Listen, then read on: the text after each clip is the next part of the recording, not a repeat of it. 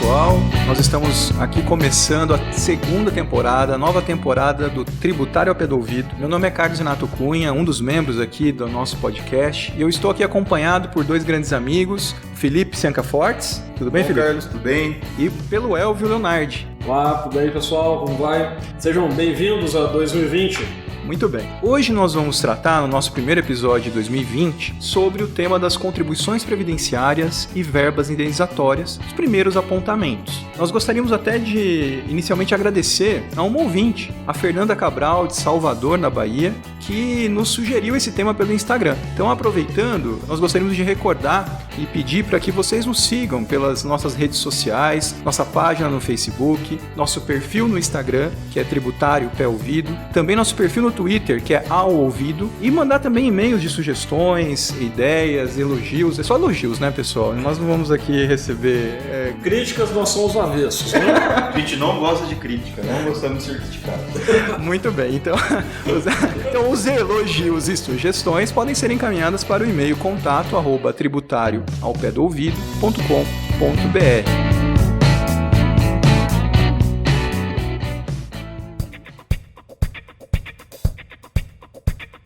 Muito bem, então vamos começar nosso tema, que aliás é um tema bastante discutido na jurisprudência brasileira há muitos anos. Nós temos aí uma situação atual que nós vamos expor. Então, para começar esse tema, eu gostaria de pedir aos nossos participantes de hoje que falassem aí sobre um contexto geral. Vamos delimitar o objeto do nosso estudo. Então, a gente vai falar de contribuições previdenciárias e verbas indenizatórias. Do que exatamente nós estamos falando? Bom, gente, vamos lá. A Constituição Federal, lá no artigo 195, quando trata da Seguridade Social, ela outorga várias competências para financiar a Seguridade Social. E uma dessas formas de custear e de financiar é a contribuição a cargo da empresa empregadora incidente. Deixa eu ler aqui, artigo 195, sobre a folha de salários e demais rendimentos do trabalho pagos ou creditados a qualquer título à pessoa física que lhe presta serviço, mesmo sem vínculo empregatício. Então toda a controvérsia e toda a discussão que a gente vai trazer hoje tem por ponto de partida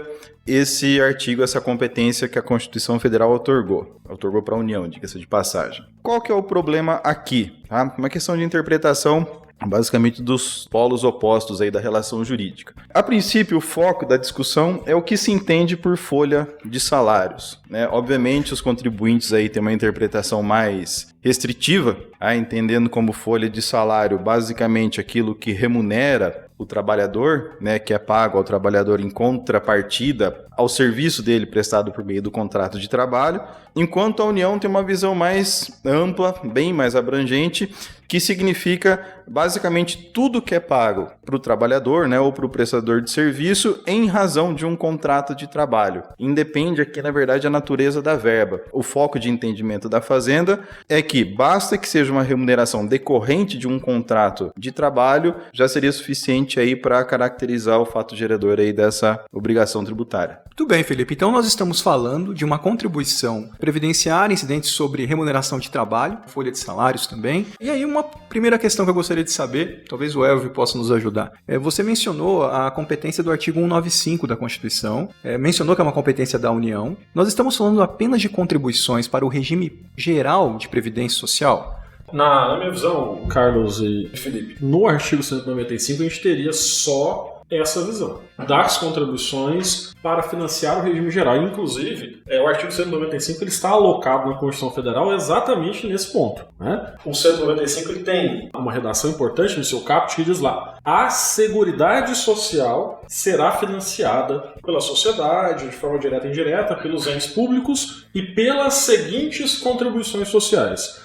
E aí, Seguridade Social, ela só abarca o regime geral. E a gente vai descobrir isso em um artigo lá da Lei 8.212. As áreas de saúde, previdência e assistência são objeto de leis específicas que regulamentarão suas organizações e funcionamentos. É ali na 8.212 que a gente vai ter essa regulamentação do que é cada uma dessas áreas, né? Do que a gente vai tratar desses assuntos e para poder, então, definir que essas contribuições elas vão regulamentar, elas vão financiar somente o regime geral a assistência social e a saúde, além daquela fonte de financiamento específica das receitas correntes municipais, estaduais e da União. Então, o regime próprio não entra aqui. O regime próprio ele é regulado, na minha visão, lá no artigo 40, e ele está, falando em orçamento, dentro do orçamento fiscal e não no orçamento de Seguridade Social. Muito bem, mas esse tema de classificação, afinal nós estamos falando aqui de uma classificação sobre o que é folha de salários e o que é remuneração. Aliás, os grandes temas do direito tributário normalmente são questões de classificação, de conceitos. Pois bem,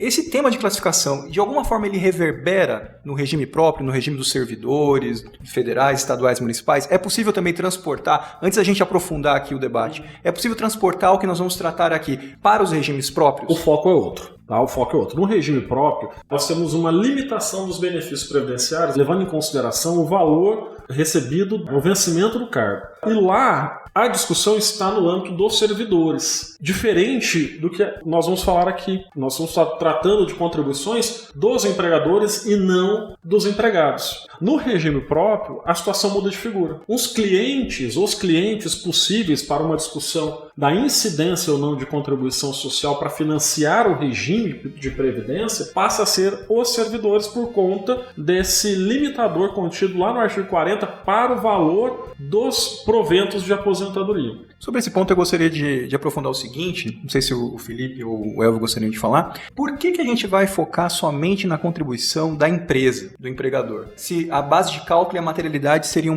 espelhadas em relação ao empregado, ao trabalhador, do regime geral? Bom, na minha visão é uma questão econômica, de fundo empresarial, ok? Porque a empresa tem diminuído o seu custo com a folha de salários e não se trabalha com empregados, por quê? Por conta do reflexo dos pagamentos das contribuições sociais, né, do que significa salário de contribuição, que é a base de cálculo da contribuição do empregado, que reflete no benefício previdenciário. Então, não há vantagem direta na exclusão de valores a serem tributados para fins do empregado, porque ele vai ter um benefício previdenciário menor. Acho que basicamente é isso. Normalmente não vale a pena a discussão do próprio empregado. Né? Isso pode acontecer também, talvez, com servidores, porque você mencionou que normalmente o foco no regime próprio seria para servidores, mas se ele for posterior ali, foi admitido depois da emenda 41 de 2003, e ele também tem o benefício calculado pela média, ele também não vai querer discutir isso, né? Seria contraproducente para a aposentadoria dele. Depende. Por quê? Porque ainda tem o limitador do valor do vencimento do cargo. Então, assim, muitos servidores, muitos municípios, eu tenho visto em alguns locais, que fazem incidir as contribuições sobre as verbas que são transitórias. Isso é possível por opção do servidor, mas às vezes não vale a pena. Porque quando se faz a média vai ser superior ou chega a ser superior ao vencimento do cargo e vai limitar, ele não vai receber a mais. Então, tributariamente falando e economicamente falando, para o servidor, então, ele tem que avaliar se aquilo que ele recebe de forma transitória vai fazer com que a média ultrapasse o vencimento do cargo. Se não ultrapassar, ok, tributa. E vale a pena, porque vai aumentar quando recebe pela média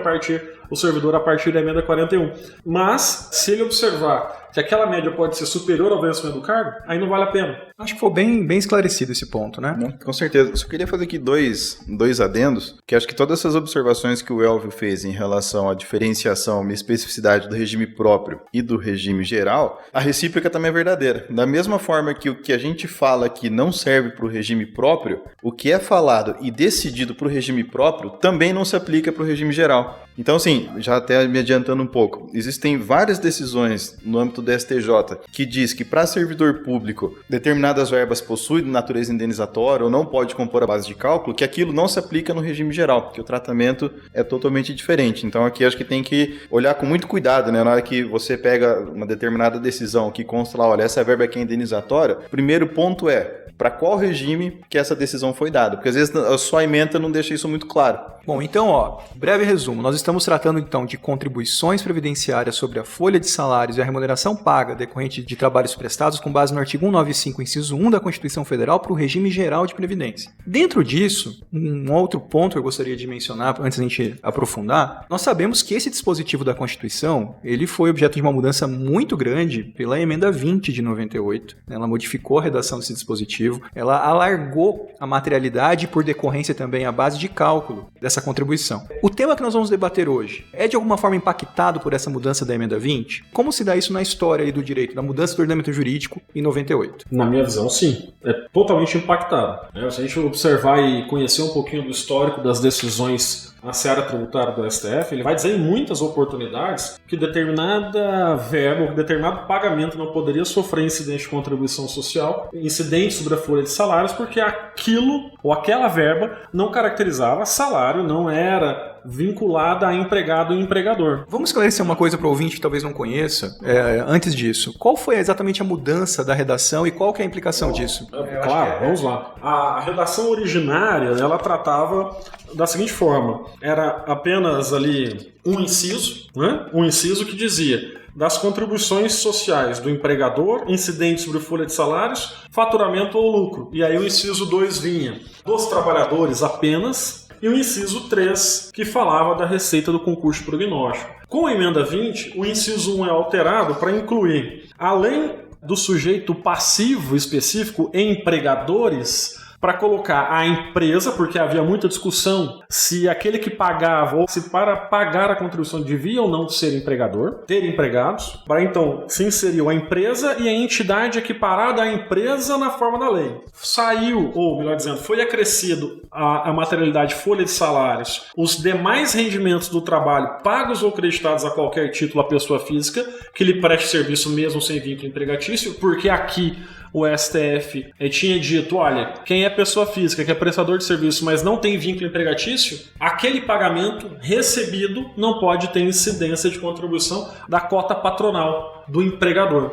Só pode ter a incidência da contribuição do trabalhador, porque ali é um trabalhador. Para a cota entre aspas empregado, não precisava ser apenas empregado, podia ser trabalhador lato sensu. E aí ali se incluía os autônomos, os trabalhadores avulsos e os administradores das pessoas jurídicas. Houve também uma alteração com relação à materialidade de outras contribuições, as que incidem sobre faturamento e receita, né, que antigamente era só faturamento, e depois no inciso 2 foram ali incluídos os demais segurados da Previdência Social para permitir também de forma bem aberta a inclusão de qualquer pessoa que queira pagar as contribuições e fazer parte do sistema de seguridade social. Então, olha que interessante para o nosso ouvinte. Esse tema tem lógico, é direito tributário, é o nosso métier, mas ele tem uma ligação muito grande com o direito previdenciário, afinal a gente está falando de custeio do sistema de seguridade social, e também com o direito do trabalho. Então aqui eu tenho que definir o que é empregador, o que é empregado, o que é salário. E direito civil.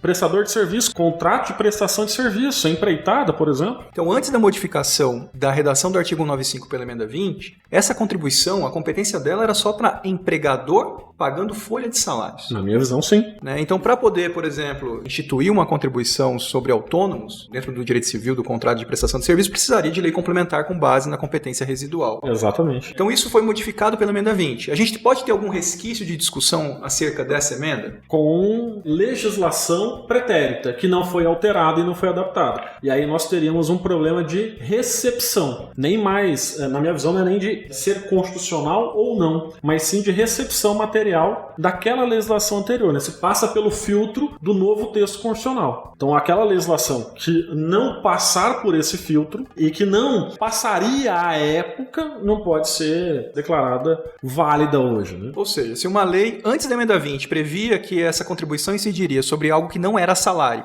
e essa lei não foi modificada por lei posterior à emenda 20... Ela é inconstitucional e não pode ser aplicada hoje. Algo que supostamente era aplicável àquela época, mas que teve alterada a materialidade hoje, ela não é recepcionada.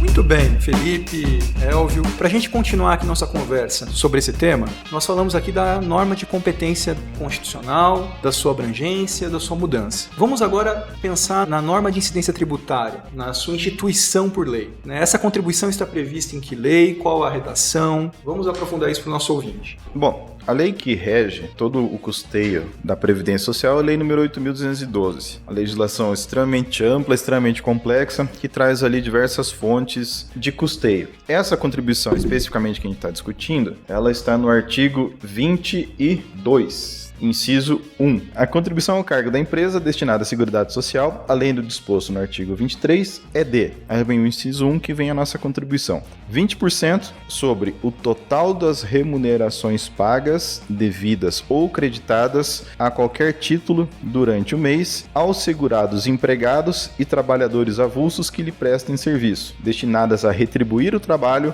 qualquer que seja a sua forma, inclusive as gorjetas, os ganhos habituais, a forma de utilidades e os adiantamentos decorrentes de reajuste salarial, quer pelos serviços efetivamente prestados, quer pelo tempo à disposição do empregador ou tomador de serviços, nos termos da lei ou do contrato, ou ainda de convenção ou acordo coletivo de trabalho ou sentença normativa. Ou seja, é uma redação amplíssima.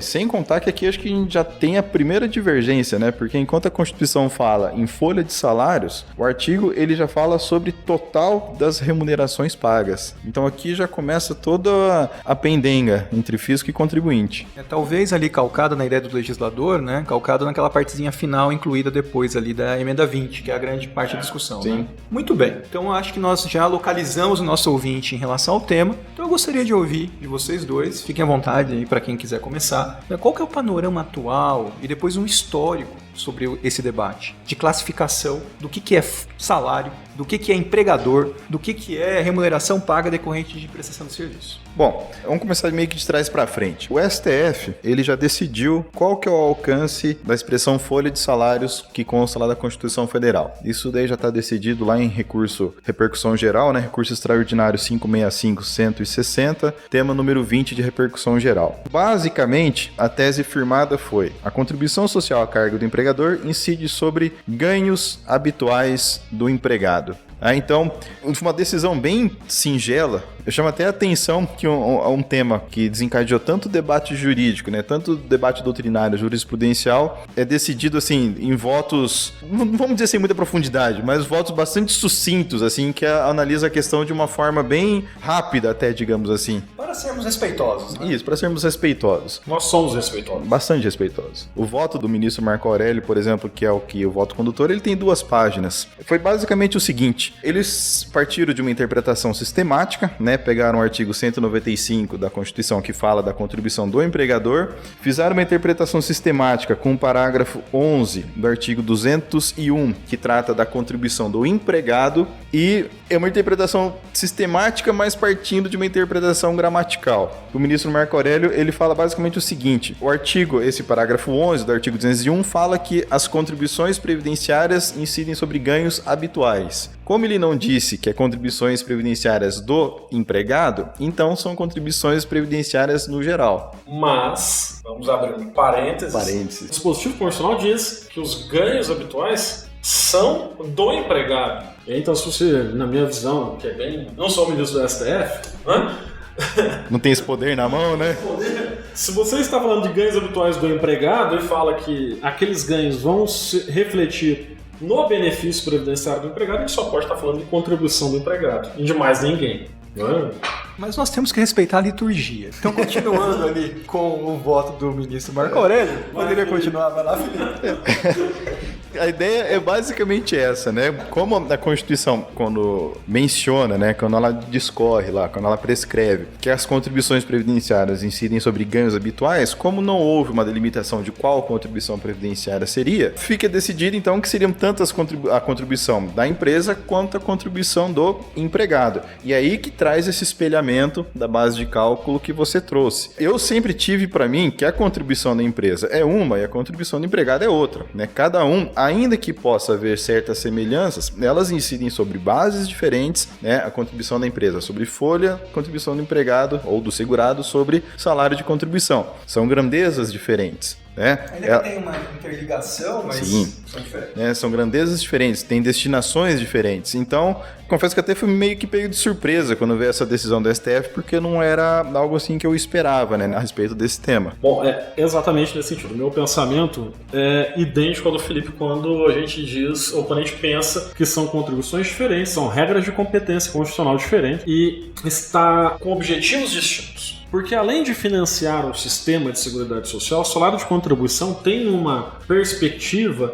de aquilatar o benefício previdenciário a ser recebido por aquele trabalhador. Que inclusive é limitado pelo teto do regime geral. Exatamente, que inclusive tem um teto. A base de cálculo inclusive tem um teto. O que não acontece na contribuição da empresa. Não acontece. Então assim, e até acho que esse seria o pensamento do legislador constituinte originário, mas é difícil a gente imaginar, né, qual a minhas leges. A gente não tem condições de saber isso. Por existir esses limites, a base de cálculo do segurado ela pode ser maior. E a da empresa tem que ter limite. Porque do contrário fica impagável e você gera um problema empresarial que vai acarretar desemprego. Tem até esse pensamento. Mas, na minha visão, para os nossos ouvintes entenderem como é distinto, eu vou voltar rapidamente ali o parágrafo 11, antigo parágrafo 4º do artigo 201. Porque a interpretação, mesmo que sistemática, mesmo que quer que seja feita pelo STF a partir do voto do ministro Marco Aurélio,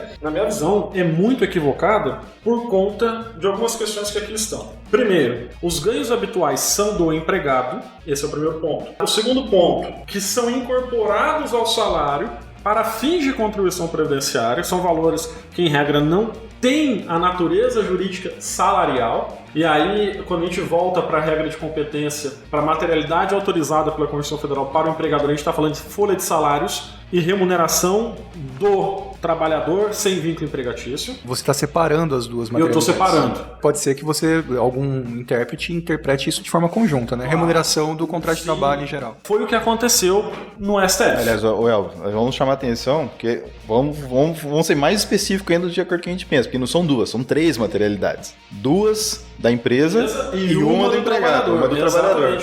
Uma do trabalhador, exato. Então vamos lá. Mas aqui a gente está falando de ganhos habituais do empregado. Porque o trabalhador, lato sensu, aquele que não é empregado, ele não tem ganho habitual, ele não tem hora extra, ele não tem 13º, ele não tem férias. Não, até porque se ele tivesse ganho habitual, ele seria empregado. Né? Exato. Artigo 3º da CLT. Mas vamos lá, olha só. Os ganhos habituais do empregado, a qualquer título, serão incorporados ao salário para efeito de contribuição previdenciária e consequente repercussão em benefícios, nos casos e na forma da lei. Quando ele menciona empregado e repercussão em benefício, eu não posso estar falando de outra contribuição que não a do empregado. Vamos tentar traduzir isso numa linguagem bem prática. Como é que eu vejo esse artigo? Acho que a ideia por detrás de um benefício previdenciário do empregado é, depois que ele se aposenta, ele vai ganhar algo equivalente ou muito parecido ao que ele ganhava antes. Exatamente. O que não é habitual não é um ganho dele, é um ganho extra. Então é por causa disso que eu vejo que as verbas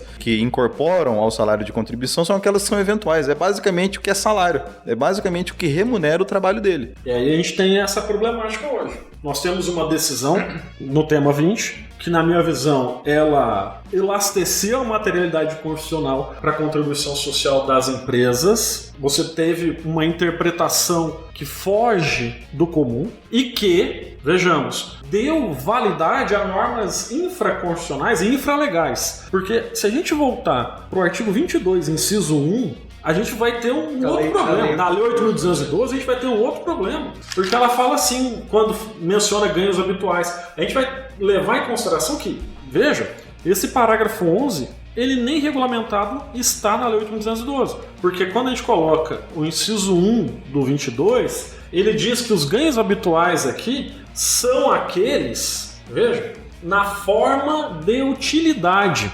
E utilidade, ela vem regulamentada na CLT no artigo 458. O 457 vai nos dizer o que efetivamente é salário da CLT e o 458 vai dizer o que é salário e utilidade. Habitação, alimentação, esse tipo de coisa. E aí você tem um outro problema, você deu validade, talvez, a uma instrução normativa que nem mesmo se adequa ao modelo legal. Eu vejo, só para eu passar a bola para vocês, que o artigo 22, inclusive, se a gente levar em consideração essa identidade de base de cálculo, que eu não concordo, ele nem mesmo criou o tributo de forma completa. Há espaço ainda, haveria espaço. E esse complemento só veio através dos atos regulamentares, o que seria ilegal. Muito bem, então, aqui retomando para o nosso ouvinte. Nós estamos falando, então, como um panorama geral inicial, que o tema sobre a incidência da contribuição previdenciária, sobre verbas indenizatórias, foi solucionado pelo Supremo Tribunal Federal quando do julgamento do tema 20 de repercussão geral. E ali vem uma surpresa que não era esperada, talvez por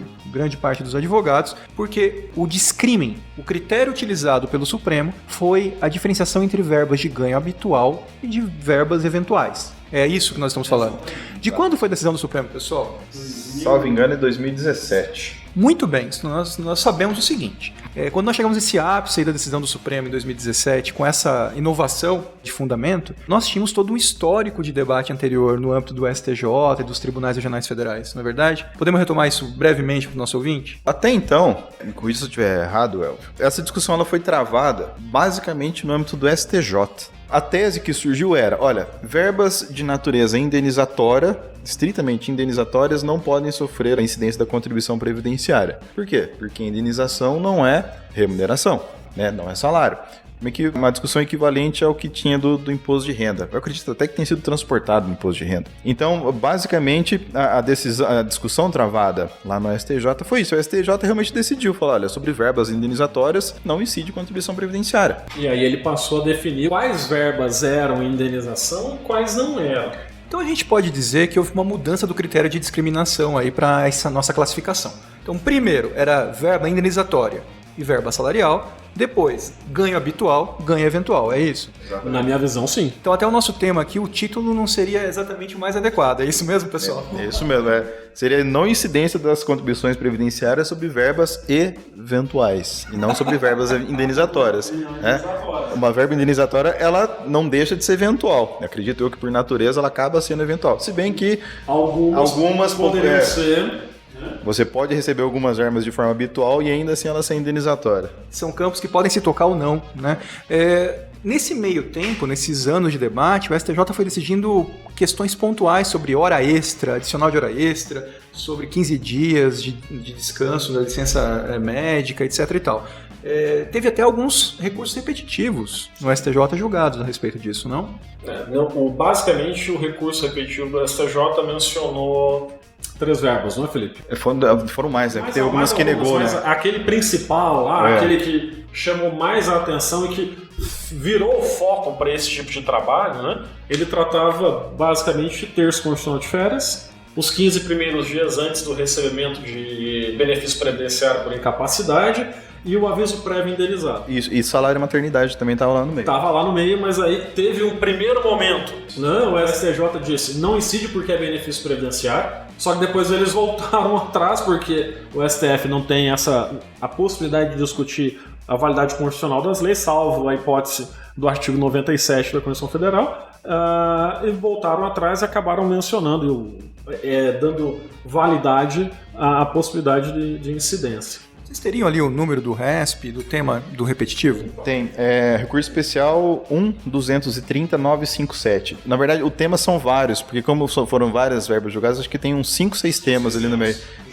Eu tô vendo que o salário paternidade também está naquele recurso e foi negado.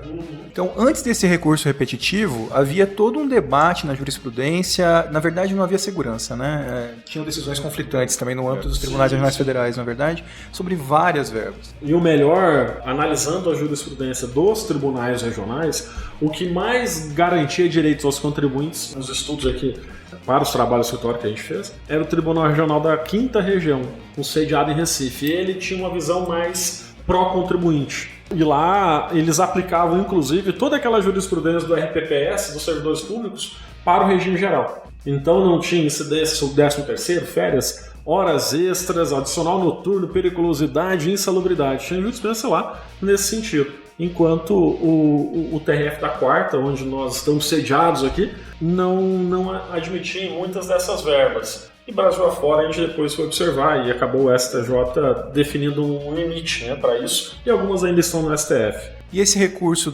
repetitivo do STJ foi julgado em que ano? O julgamento finalizou em 2014, publicação da acordo em 2014. Então nós temos uma decisão do STJ calcado na dicotomia verba indenizatória, verba salarial de 2014, né, que daí, na verdade, quais as verbas que os contribuintes ganharam apenas? Nesse recurso foram os 15 dias que antecedem o auxílio-doença, o aviso prévio indenizado acrescido do 13º proporcional e o terço de férias sobre férias gozadas e indenizadas. E depois o STJ voltou atrás com relação ao adicional, o AVO, do 13º do aviso prévio. E nesse mesmo recurso ele negou em relação ao auxílio, né, salário maternidade e o salário paternidade. Muito bem, e como ficou? Vamos fazer um quadro assim. Como que a gente faz uma comparação entre o quadro da decisão do STJ e do STF? Qual que é o quadro atual para os contribuintes em relação a esses dois recursos? Em tese, assim, são precedentes de tribunais superiores. Um adendo aqui rapidinho. É até engraçado, se é que a gente pode chamar assim, né? Que o STJ ali vinha nessa linha de verba indenizatória, mas quando ele analisou nesse recurso os 15 dias que antecedem ao auxílio-doença, ele não fala de verba indenizatória. Naquele trecho, não é citada a palavra indenizatória. Ele fala que nesses 15 dias não há trabalho, logo não tem remuneração. Então é como se trouxesse um terceiro critério para dentro. Tem o indenizatório, tem a habitualidade, tem a questão da contraprestação. E ele chega a falar, inclusive, e não só nessa decisão, em várias outras, que com o tempo ele foi reconhecendo a natureza, se pode ser tributável ou não, ele fala, olha, nesse período tem suspensão do contrato de trabalho, nem prestação de serviço tem, então isso daqui não remunera, logo não se tributa. E se a gente levar isso essa interpretação, né, nesse ponto, e no mesmo acordo há uma contradição. Porque quando ele diz que o salário maternidade tem contribuição, é a mesma ideia. Não tem prestação de serviços, é um benefício previdenciário, mas ele tratou como interrupção do contrato de trabalho e não suspensão do contrato de trabalho. Olha, eu não sou especialista nesse tema, mas assim, pegando esse mote, dá pra levar mais longe esse raciocínio, né? Férias, descanso semanal remunerado. E assim vai, e assim por diante. Né? Com certeza. Da mesma forma do indenizatório, né? Logo no começo do programa, né, Carlos, você falou, olha, o que é engraçado, a gente mexe com direito tributário, mas aqui a gente tem que saber previdenciário, tem que saber civil, tem que saber trabalhista. E tem que saber o trabalhista, por quê? Quem vai dizer a natureza da verba não é o direito tributário. O direito tributário não pode fazer isso, artigo 110 do CTN. Então a gente tem que ir lá no direito do trabalho ver o que é essa verba e é o direito do trabalho que vai dizer se ela é indenizatória ou não. Hora extra, possui uma natureza salarial? Possui porque o cara trabalha. E o adicional? Só que no mínimo ele tem um adicional que... Não é? Por exemplo, eu já penso totalmente diferente com relação à hora extra. Não é só o adicional que tem natureza indenizatória. É 100% indenizatório. Mas é 100% indenizatório. Tudo é indenizatório. Por quê? Porque é uma violação ao direito subjetivo do trabalhador, de só trabalhar por 44 horas semanais e 8 diárias. Quando você viola direito subjetivo, a gente volta para o direito civil. Artigo 186, há um ato ilícito, e a partir do ato ilícito você paga, para reparar aquele ato ilícito, uma indenização, né? Uma compensação indenizatória. A OIT, por exemplo, em uma das suas convenções, quando tratam do adicional noturno, fala em compensação, não fala em salário para quem trabalha à noite, né? Então, e aí você traz essa Convenção Internacional da OIT, ela tem caráter supralegal, porque ela é anterior à emenda 45, né? Outra coisa também, quando a gente fala em prestação de serviço, voltando aí os 15 primeiros dias antes dos benefícios por incapacidade, a gente pode lembrar de um artigo que está na CLT que ninguém, às vezes, parou para olhar ainda, que trata da teoria do tempo à disposição, que é o artigo 4º. Só há trabalho quando aquela determinada pessoa que tem um contrato de emprego está à disposição do empregador e ela só recebe salário quando está à disposição do empregador. E ela está à disposição do empregador quando ela presta serviços efetivos, quando ela cumpre ordens ou está apta a cumprir ordens. Está ali paradinha na empresa aguardando para cumprir ordens. E aí depois lá na CLT você vai ter vários momentos de recebimento onde ela não cumpre ordens, ela não está apta a trabalhar. E aí aquilo que o Carlos colocou, é o descanso semanal remunerado, é o intervalo intra-jornada, é as férias, é o 13º. Então, assim, eu ainda vejo essa jurisprudência um tanto quanto fiscalista. Ela abandona um pouco o estudo efetivo do direito, tá? Para entender realmente qual é a natureza jurídica de cada pagamento e simplesmente adota, talvez, uma jurisprudência focada numa proteção do trabalhador, lá do TST, ou dos tribunais trabalhistas em geral, e ainda uma visão de proteção do fisco quanto a necessidade de obter receita para o cumprimento do objetivo social constitucional, que é financiar a Seguridade Social. Bom, olha, o interessante aqui, seja ou não fiscalista, né, realmente o que ficou claro é que a decisão do STJ possui fundamentos, assim, respeitosamente, aos senhores ministros que estejam nos ouvindo,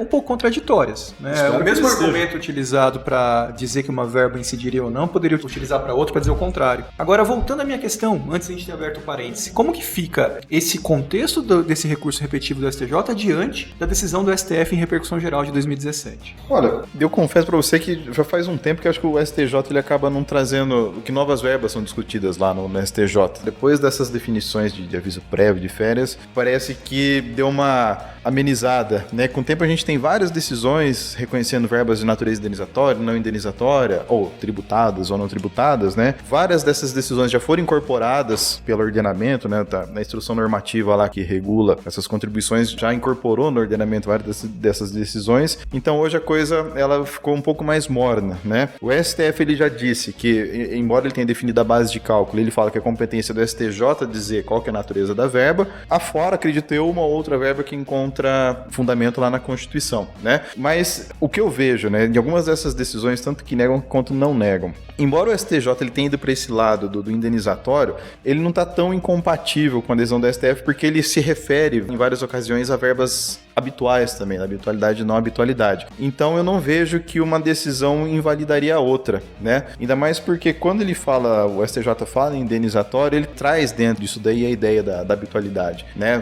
Da questão da não remuneração, da questão da não retribuição. Então eu acredito que se coaduna, eu não vejo que uma coisa invalida a outra não, acho que convive harmonicamente esses posicionamentos. Bom, talvez eu pense um pouco diferente. É assim que é legal, Até porque o meu posicionamento ele acaba não se enquadrando em quase posicionamento pessoal, tá? Ele acaba não concordando com a decisão do STF. Na minha visão, aquela decisão, o voto do ministro Marco Aurélio quando diz que as coisas são iguais, na verdade é um desrespeito à Constituição Federal. Não são iguais, definitivamente não são iguais, claro, com devido respeito também ao ministro. E o STJ, eu olho as decisões e vejo que ele também comete alguns equívocos, ou vários equívocos, como esse que nós já colocamos aqui. Mas, a partir do momento em que o STF diz que o que vale é a habitualidade ou não, voltando lá à ideia do parágrafo 11 do artigo 201, a gente não tem, na minha visão, a gente tem que parar de dizer o que é, se é indenização ou não. O que ele disse ali é o seguinte: se for habitual, tem que tributar, não é? Deixa eu voltar aqui ao parágrafo 11 do 201.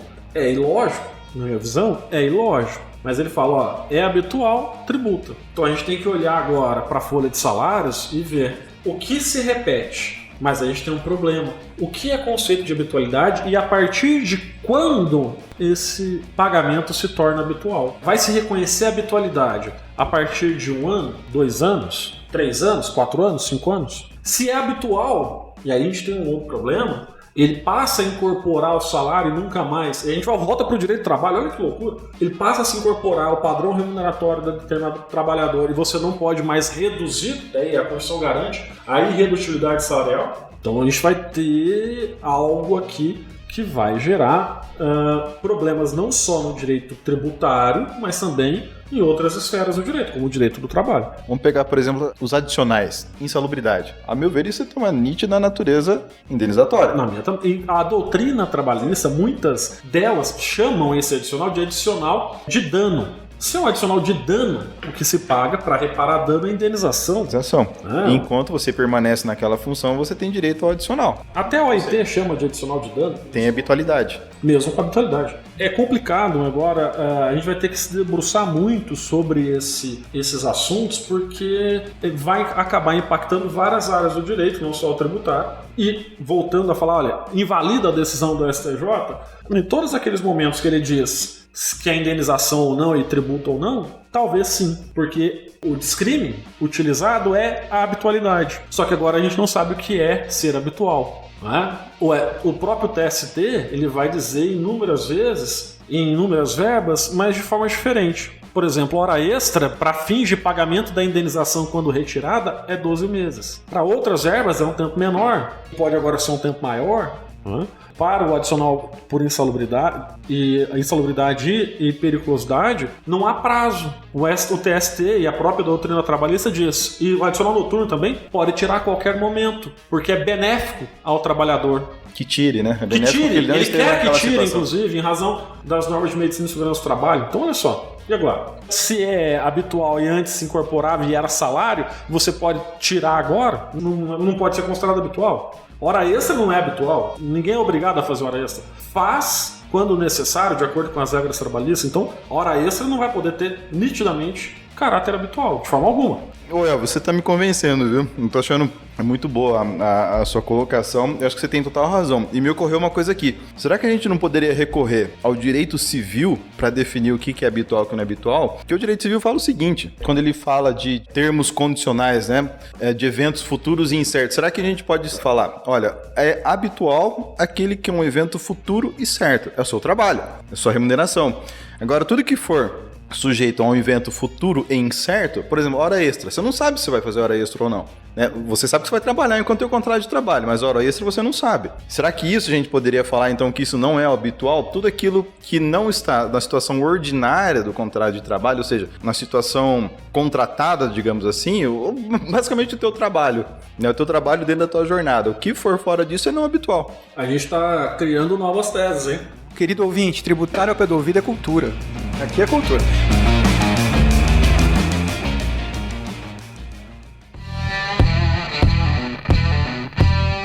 Seguinte, para retomar aqui, então nós tivemos todo um debate jurisprudencial intenso sobre cada tipo de verba, se ela era indenizatória ou não, né, se ela decorria de prestação de serviços ou não, e nós chegamos no tema julgado pelo Supremo Tribunal Federal, que meio que abandonou, ainda que haja ligações, e adotou o critério de descrime, que a gente já debateu aqui e criticou, da habitualidade ou não das verbas. Esse é o nosso quadro atual. E vai fazer 3 anos a decisão. Né? E como que está o quadro atual? Vamos dar um quadro geral aí para o nosso ouvinte. Como está hoje? O que um advogado, um empresário, o que ele tem que fazer? O que ele pode fazer? Vamos ajudar o nosso querido ouvinte. Primeiro, procura advogado. Procura advogado, sempre. E advogado sério, por favor. Bom, brincadeiras à parte, vamos fazer um apanhado aqui do panorama geral. A questão da base de cálculo está definida pelo STF, né? Então, a não ser que ele reveja o entendimento, é o ponto de partida da nossa análise, né?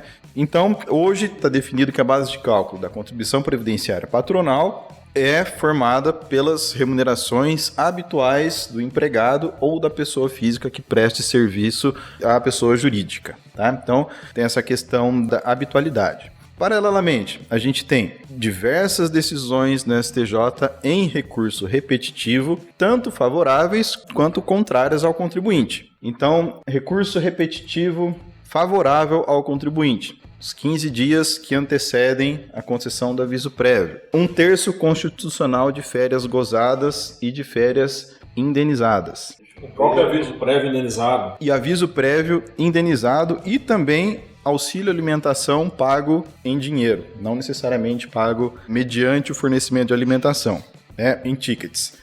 A questão do 1/3 de férias, tanto de férias gozadas quanto de férias indenizadas, foi levada para o STF. Então isso ainda está indefinido. Da mesma forma do salário maternidade. A gente perdeu na STJ, mas agora está no STF com voto favorável para o contribuinte. A maioria está se formando em favor do contribuinte. E o julgamento agora no início de fevereiro. Início de fevereiro. Então isso deve se definir.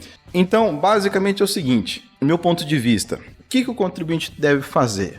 Entre com ação judicial. Quer ter uma segurança? Entre com ação judicial. O que tem hoje de definido mesmo que não incide seria sobre os 15 dias que antecedem o auxílio-doença e sobre o aviso prévio. Porque o STJ decidiu, o STF já falou que não tem repercussão geral. O STF não vai analisar essa questão, então ela terminou. E uma questão que não tem repercussão geral, mas que já há bastante tempo o próprio STF definiu, que é o desvirtuamento do Vale Transporte, que a Receita Federal ela acabava fazendo incidir a contribuição, e o STF disse que o Vale Transporte mesmo pago em dinheiro não haveria a incidência de contribuição. Isso a própria Receita já não mais discute, inclusive tem solução de consulta nesse sentido. Nesse sentido, né? E a Receita também hoje ela também não tem discutido administrativamente o aviso prévio os 15 dias que antecede o auxílio-doença, não é?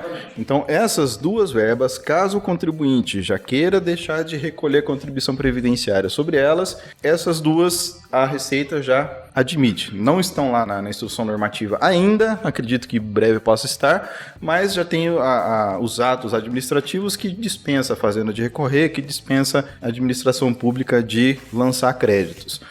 Em relação a qualquer outra verba, eu vejo que é imprescindível que se entre com uma ação judicial para que obtenha aí um provimento favorável para que recolha ou para que não recolha ou que o juiz determine que recolha, né? E aí tem um grande problema, né, Felipe? O que a gente tem visto, inclusive com clientes, né, não só nossos, mas de colegas, uma entrada massiva de algumas empresas, alguns outros escritórios com a ideia de se fazer isso tudo de forma administrativa, através de compensação, sem ter a segurança de uma decisão judicial. E às vezes de forma bastante agressiva, diga-se de passagem. Bastante agressiva e bastante, vamos dizer assim, com dúvidas em si quanto à natureza de cada uma daquelas verbas, com discussões ainda a serem travadas, que podem gerar ao contribuinte a aplicação de uma sanção, de uma fiscalização e aplicação de uma sanção. Então isso pode gerar muito problema para os empresários. Um auto de infração, a gente sabe qual é a dificuldade depois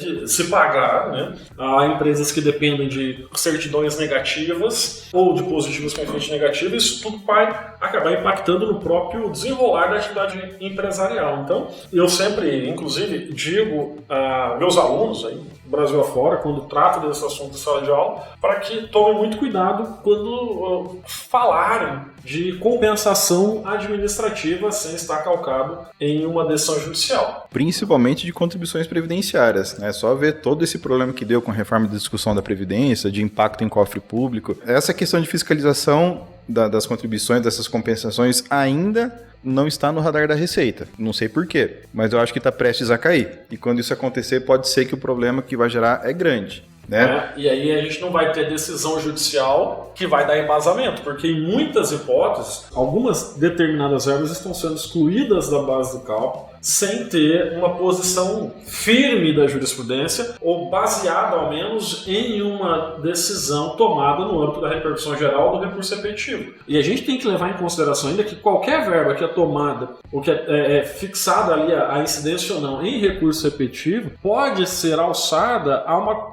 análise do STF a partir da repercussão geral, porque, na minha visão, todas as verbas deveriam passar por lá. Um pouco diferente, talvez, da interpretação do Felipe, que a partir daquele, ou do próprio STF, a partir do momento que eu defini o que é habitual ou não habitual, quem vai decidir se é habitual ou não é o STJ, por conta da materialidade constitucional, né? E define as regras de competência e as possíveis bases de cálculo. Essa interpretação final, da minha visão, de todas as verbas deveria ter sido feita, ou deve ser feita pelo próprio STF. Bom, mas nós temos lá algumas situações que o STF vai discutir. Não foi só o tema 20, outros tantos temas estão lá para serem revistos, né, para serem discutidos, com aquelas duas exceções que o Felipe já colocou. Que o STF disse, nesse caso não tem repercussão geral. Mas, por exemplo, o terço de férias que tem o repetitivo está para ser discutido pelo STF. Então, tem que tomar muito cuidado. Eu sempre nunca indico para os clientes esse procedimento administrativo, levando em consideração outras verbas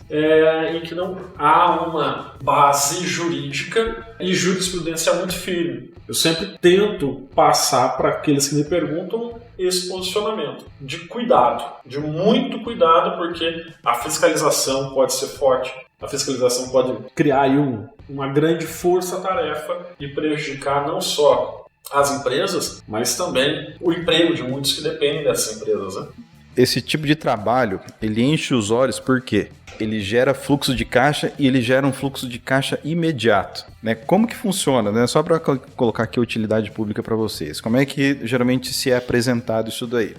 O consultor, ele aborda a empresa tal e pede lá folha de salário de 3, 4, 5 meses. Com base nessa folha de 3 meses, ele faz uma estimativa de quanto a empresa teria direito nos últimos 5 anos. Então veja bem, o tanto de mutação, tanto de diferença, né, de crescimento, de redução que uma empresa pode ter em 5 anos. Mas, com base nas últimas 3 folhas de salários, faz uma estimativa de tudo que teria direito nos últimos 5. E com base na análise dessas 3 folhas, geralmente se segrega essas verbas e faz uma classificação de risco. Risco 1 seriam verbas garantidas, né, que você pode aproveitar que não vai ter problema. Risco 2 são verbas meio nebulosas, então há uma certa discussão judicial, administrativa, pode dar certo ou não. E o risco 3 é que não vai dar certo de qualquer forma. Sabe qual que é o problema? A divisão em grau de risco é perfeita. O problema é a classificação que se é feita. Então eu já vi, por exemplo, várias consultorias que colocam 1/3 de férias no grau 1, como se fosse garantido. E não é, porque a gente acabou de ver que está em discussão no STF. O que seria grau 1, no meu ponto de vista? Aquilo que está na instrução normativa da Receita. E que o setor administrativo da empresa acabou por classificar errado ou parametrizar o sistema de forma errada. Felipe, só para esclarecer ao ouvinte, você tem o número da instrução normativa?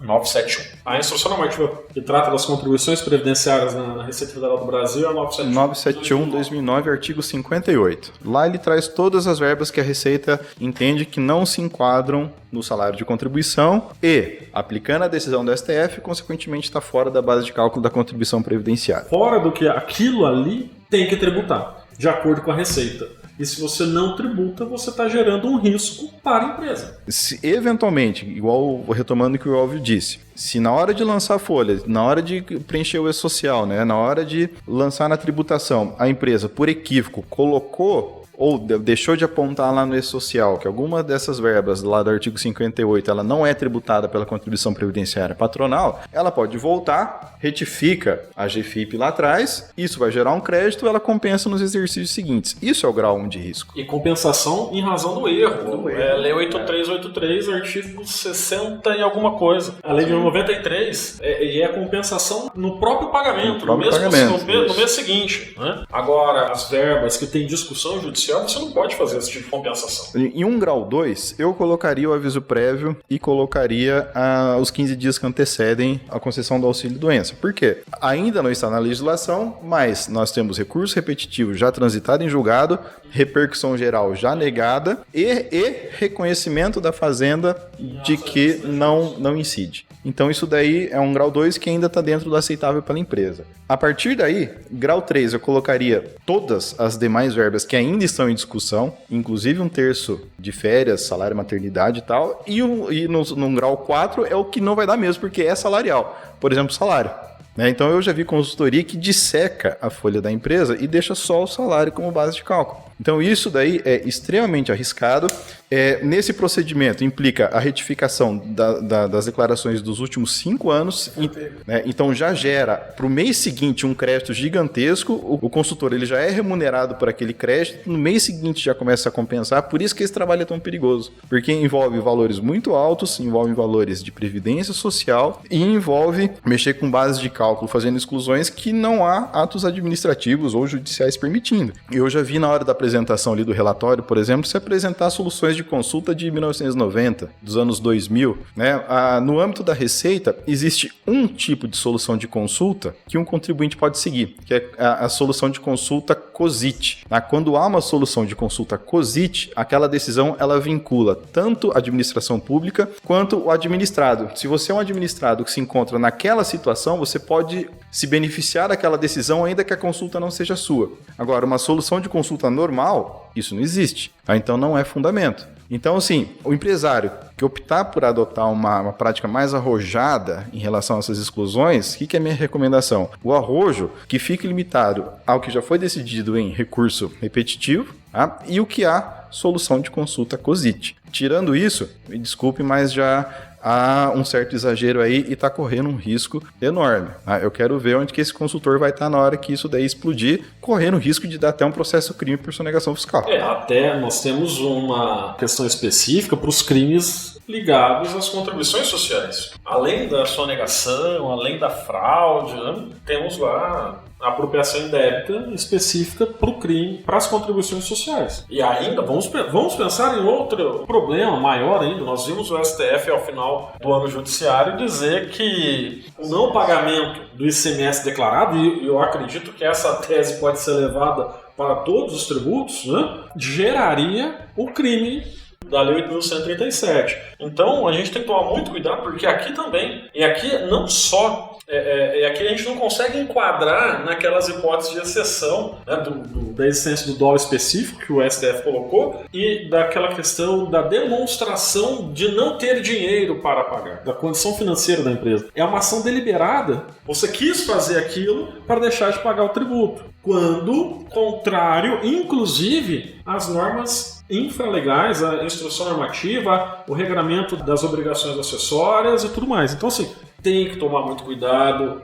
Quem for trabalhar com isso tem que alertar o seu cliente sobre esse assunto para ele tomar uma decisão consciente. Parece aquele termo lá do direito médico, né? Que a gente assina quando vai fazer uma cirurgia e tudo, né? Tem que ser uma coisa naquele sentido. Ó, eu te expliquei tudo, pode acontecer isso, isso e isso. Mesmo assim você quer usar essas verbas que o Felipe colocou, por exemplo, como nível 3 e 4, para retirar da base de cálculo, pode acontecer isso. Agora, o que a gente não tem visto é essa informação para o empresário, né? E esse ataque agressivo, inclusive, a clientes de outros escritórios, que inclusive têm ações em andamento sobre esse assunto, né? Para poder depois fazer essa compensação. Isso que tem gerado um grande descontentamento com os advogados da área tributária. Elvio, essa questão que você falou das ações em andamento, eu acho que isso daí é importantíssimo, porque eu já vi empresas desistindo de ações de segundo grau de jurisdição. Se você entra com uma ação,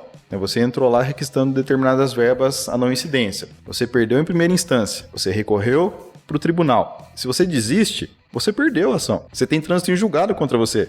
Então, você vai lá, colocou uma meia dúzia de verbas, entrou com uma ação, perdeu, desistiu e depois você é excluído da base de cálculo, desculpa, isso daí é o chamado batom na cueca, né? É o batom na cueca.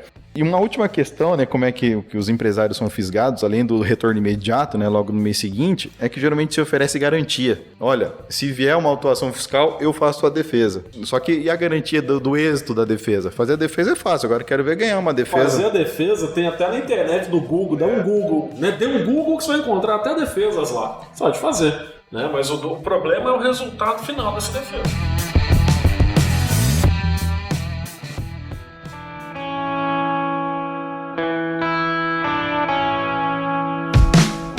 Muito bem, então depois dessa contextualização, nós percebemos que, apesar da decisão do Supremo, em sede de repercussão geral, nós temos apenas uma decisão guarda-chuva que está pedindo sua aplicação para casos concretos e nós temos muito pouca segurança jurídica em relação ao que realmente se encaixa como ganho habitual e o que não é ganho habitual. Não obstante, essa discussão está sendo travada há 30 anos. Né? Até hoje a gente não tem. Desde quando a Constituição nasce, você tem uma nova regra de competência constitucional para definição da base de cálculo. A gente tem discutido, a gente vê essa discussão acontecer. Passado todo esse tempo, a gente não tem certeza de nada ainda.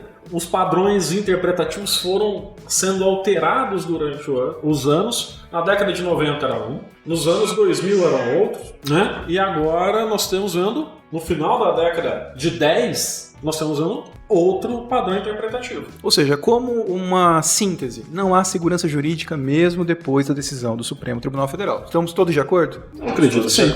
E daí fica o alerta, né, que foi feito aqui pelos nossos colegas, realmente, né, para se tomar cuidado em relação às decisões, em relação à compensação dessas verbas. Então, para encerrar, eu acho que a gente assim conseguiu tratar de muitos aspectos sobre o tema.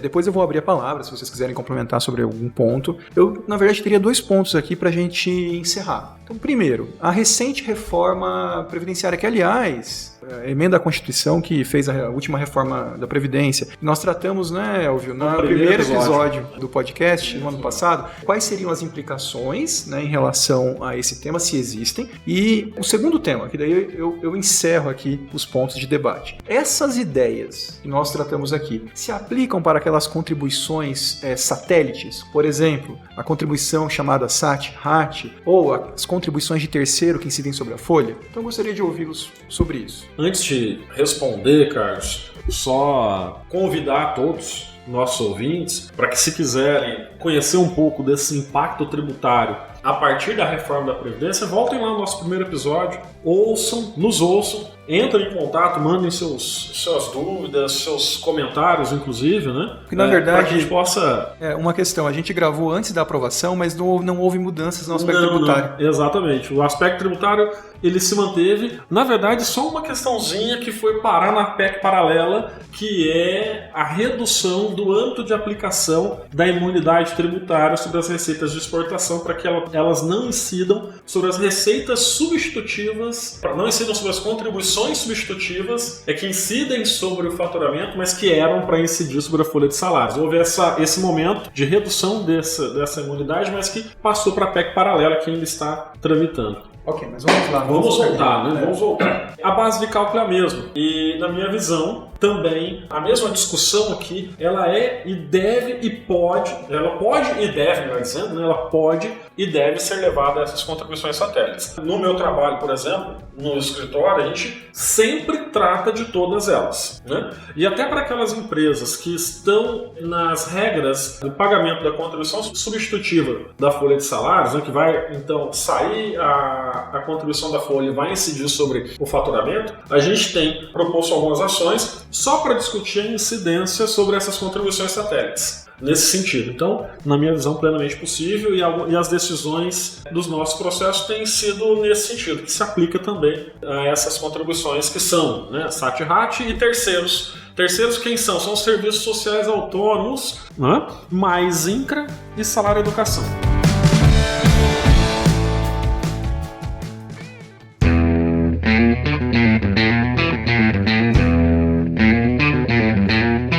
Bem, então, ouvintes, não sei se o Evo gostaria de falar mais alguma coisa para complementar. Não, nesse ponto eu tô tranquilo, acho que eu falei demais até hoje, né? Felipe, tranquilo? Não, tranquilo, acredito que no momento não tem mais nada a acrescentar. Então, assim, olha, nós agradecemos a paciência de vocês por ter nos acompanhado. Hoje nós fizemos uma live também, né, na gravação, estamos aqui um pouco tímidos. Agradecemos, então, a paciência de vocês e fica aí o convite para que nos sigam novamente nas redes sociais. Você pode ouvir o nosso podcast em todos os agregadores de podcast, os principais, e também entrar em contato, né, para sugestões e dúvidas, tal, no contato@tributarioapedoouvido.com.br. Então, no mais, eu estou me despedindo. Até mais, até o próximo episódio que a gente fizer junto. Muito obrigado pela audiência. A gente se vê na próxima. Vamos lá, então, já que é para se despedir, né? Pessoal, um abraço, um bom 2020, né? Sejam bem-vindos à temporada 2020 do podcast Tributário ao Pé do Ouvido. Até nosso próximo episódio, ou nossa próxima oportunidade. Um abraço.